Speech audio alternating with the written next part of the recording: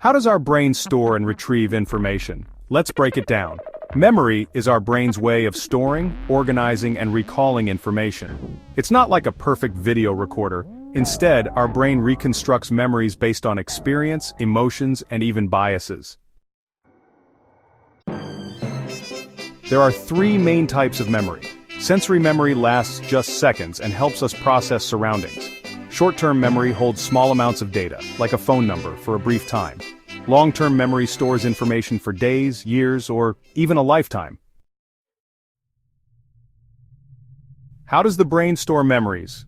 Our brain uses neural connections to encode information. The hippocampus acts as a memory hub, helping to transfer short-term memories into long-term storage. Sleep is critical for this process. Why do we forget things?